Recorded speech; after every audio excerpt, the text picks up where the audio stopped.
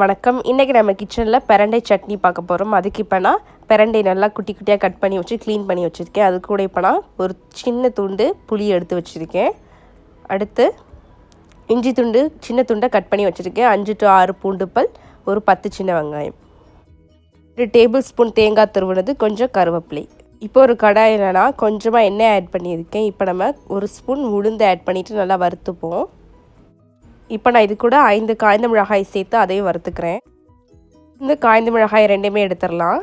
இப்போ ஒரு கடாயில் நான் 1 ஸ்பூன் எண்ணெய் ஊற்றிருக்கேன். எண்ணெய் ஹீட் ஆகிடுச்சு. இப்போ இது கூட நான் 1 ஸ்பூன் கடுகு ஆட் பண்ணிக்கிறேன். கடுகு நல்லா பொரிஞ்சிருச்சு. இப்போ நம்ம சின்ன வெங்காயத்தை ஆட் பண்ணிடலாம்.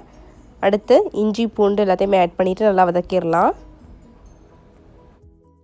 இப்போ பூண்டு வெங்காயம் எல்லாத்தையுமே நல்லா வதக்கின பிறகு நம்ம கட் பண்ணி வச்சுருக்க பிரண்டையை ஆட் பண்ணிடலாம். பிரண்டையை ஆட் பண்ணிவிட்டு நல்லா வதக்கிக்கணும் பிரண்டையை, இல்லைன்னா அப்படின்னா நமக்கு தொண்டையெல்லாம் அரிக்க ஆரம்பிச்சிடும். ஸோ நல்லா வதக்கிக்கோங்க பிரண்டையை வதக்கையில்.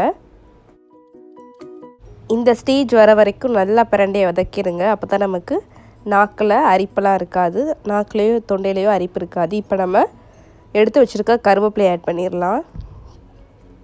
ஆட் பண்ணிவிட்டு அதையும் வதக்கிடலாம். இப்போ நம்ம எடுத்து வச்சுருக்க புளியை ஆட் பண்ணிடலாம். இப்போது எல்லாமே நல்லா வதங்கிடுச்சு. இது கூட நம்ம 2 டேபிள் ஸ்பூன் தேங்காய் துருவல் ஆட் பண்ணிடலாம். ஆட் பண்ணிவிட்டு நம்ம தேங்காய் துருவல் நல்லா வதக்கிக்கணும். இப்போ நம்ம இது கூட வறுத்து வச்சுருந்த உளுந்து மிளகாயை ஆட் பண்ணிடலாம், காய்ந்த மிளகாயை. இப்போ நம்ம இதை மிக்சியில் கிரைண்ட் பண்ணிடலாம். தேவையான அளவு உப்பு ஆட் பண்ணிவிட்டு கொஞ்சம் தண்ணீர் ஆட் பண்ணிவிட்டு இப்போது கிரைண்ட் பண்ணியாச்சு. நமக்கு சுவையான பிரண்டை சட்னி ரெடி ஆயிடுச்சு. ரொம்ப சிம்பிள் அண்ட் ஈஸி தான், ரொம்ப டேஸ்ட்டாகவும் இருக்கும். நம்ம கிட்ஸுக்கு செஞ்சு கொடுத்தோம்னா அவங்களுக்கு இது பிரண்டை சட்னி மாதிரியே இருக்காது, தக்காளி சட்னி மாதிரி தான் இருக்கும். ஸோ உடம்புக்கு ரொம்ப நல்லது. மூட்டு வலி இருந்தால் உடனே போயிடும். ஜாயின்ட் பெயின்க்குலாம் ரொம்ப நல்லது, உடனே சரியாயிடும் உங்களுக்கு. ஸோ கண்டிப்பாக வீட்டில் ட்ரை பண்ணி பாருங்கள். ஒரு ஹெல்த்தியான ஒரு சட்னி ட்ரை பண்ணி பார்த்துட்டு எப்படி இருக்குது அப்படின்னு சொல்லிட்டு கமெண்ட் செக்ஷனில் ஷேர் பண்ணுங்கள். இந்த வீடியோ பிடிச்சிருந்தா லைக் பண்ணுங்கள். உங்கள் நண்பர்களும் ரெசிபியை செஞ்சு பார்க்கணும்னு நினச்சிங்கன்னா அவங்களுக்கும் மறந்துடாமல் ஷேர் பண்ணுங்கள்.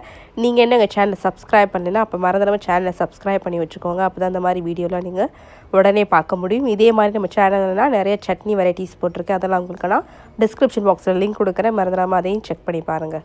தேங்க்யூ.